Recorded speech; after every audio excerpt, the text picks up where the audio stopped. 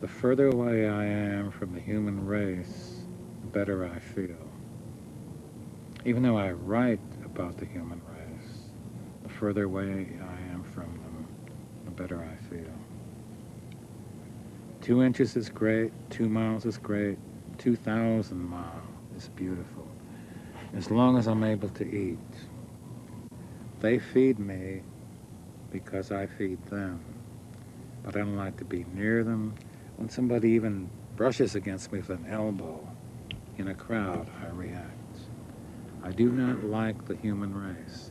I don't like their heads, I don't like their faces, I don't like their feet, I don't like their conversations, I don't like their hairdos, I don't like their automobiles, I don't like their dogs or their cats or their roses.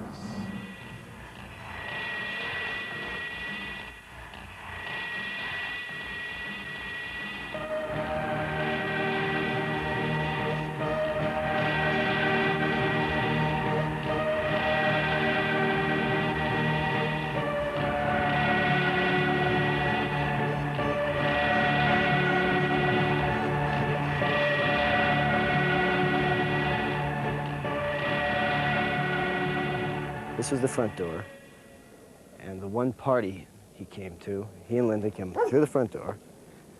Everybody had been sort of excited at the notion that Charles Bukowski was coming to the party that they were coming to.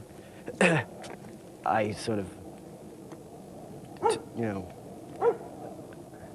felt very comfortable, just as his friend when I was with him, but the rest of the time I was a fan. He comes, spends about 2 minutes on his drink before he decides he's just going to prowl around this room and steal everybody else's drink. So now he's stealing other drinks. This was always the mode whenever you did go out with him somewhere, or some circumstance where he wasn't just at home, is the wine was no more the drink. Now it was mix everything and die. My mother decides she's going to dance with him, and she says to him what becomes that, which was the moment he decided he liked her. She says, "You know, Hank, you're the biggest phony in the world." So now he has a great affection for her. They start to dance. My mother's Irish-Italian. She likes to drink too, and it's going. My dad's got a Cheshire smile on a little pew bench we had over there watching the whole thing. And now the pants are coming out. He's trying to take my mother's clothes off. My mother's, at this point, in her late 60s. And everybody is sitting back and saying, this is what he's supposed to do. It was the first time that they'd actually seen a legend behave like his legend. He criticized my fountain, which was there, just saying it was ugly or something like this. Came out, back in the living room, he's looking around and said, "Let's get the f*** out of here." So now he's said his exit line and goes out. She comes back in, gets me because he needs to be helped into the car. So we're lifting him into the car out here. It's about a 20-minute project. So we finally get him into the car, and Linda again thanks us, and they drive away. I go in. This is his affection for you, and sort of not apologizing exactly, but explaining. And then back in comes Hank, and he says, "Wonderful party." Goes, gets himself right into the car, and they go.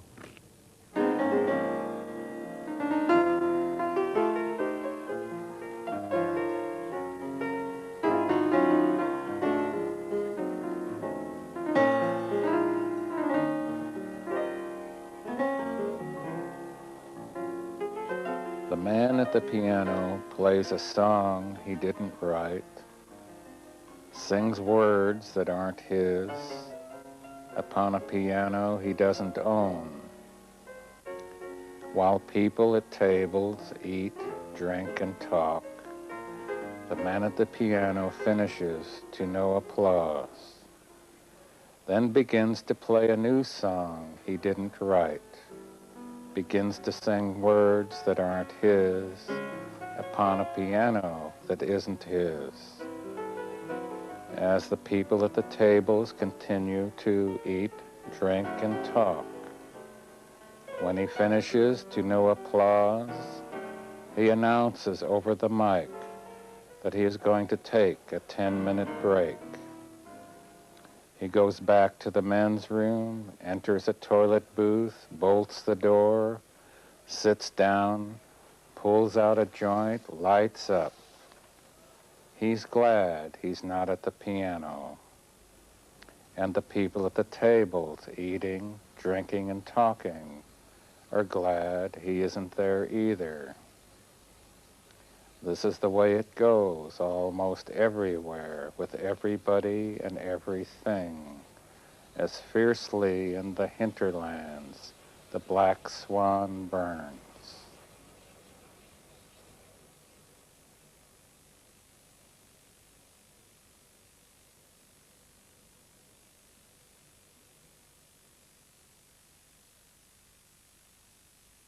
It's very hard to estimate how many Bukowski books have been printed and sold.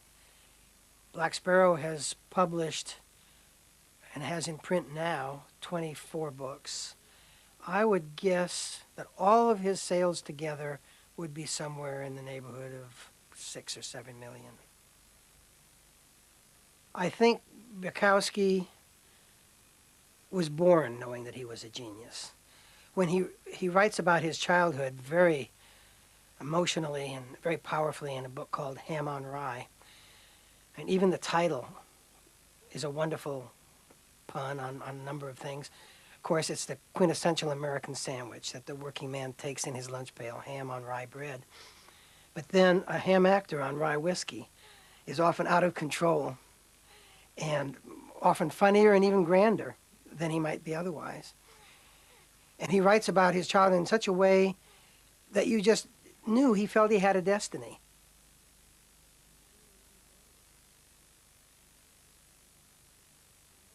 I had to cut his grass once a week, once lengthwise, then crosswise, then trim the edges with shears. And if I missed one blade of grass anywhere on the front or back lawns, he beat the living shit hell out of me. After the beating, I would have to go out and water the lawns. Meanwhile, the other kids were playing baseball or football and growing up to be normal humans. The big moment would always come when the old man would stretch out on the lawn and put his eye level with the grass blades. He'd always manage to find one. "There, I see it. You missed one. You missed one." Then he'd yell toward the bathroom window where my mother, a fine German lady, always stood about this time of the proceedings. "He missed one. I see it. I see it." Then I'd hear my mother's voice. "Ah, he missed one. Ah, shame, shame." I do believe that she blamed me for her troubles, too. "Into the bathroom," he'd scream. "Into the bathroom."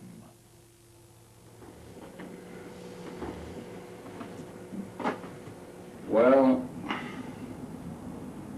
this is a torture chamber. This is where I learned something. The old man had a razor strap. He used to hang here and he'd just pick it off. Drop your pants and your shorts. I would stand about here and he would begin. And I don't know how many lashes he'd give me. They'd be hard. 8, 10, 12, 14. And of course you can't help screaming, especially when you're 6 years old, 7 years old. As I got around to be about 10 or 11 or 12, I screamed less. In fact, the last beating I got, I didn't scream at all. I just didn't make a sound. And I guess that terrorized him because that was the last one when I didn't make a sound. So this place holds some memories, all right. I don't know, it's just a terrible place to stand and talk about it. Really don't want to talk about it too much. Let's forget it, okay? You're a small creature and you have a large creature beating upon you, and the mother says, okay, this sounds very tearful and like I'm weeping for mercy or something. But at that time, it's very, very difficult because there's no place to go. There's nothing you can do. But as we said earlier, and as I've said other times, I think my father taught me how to write.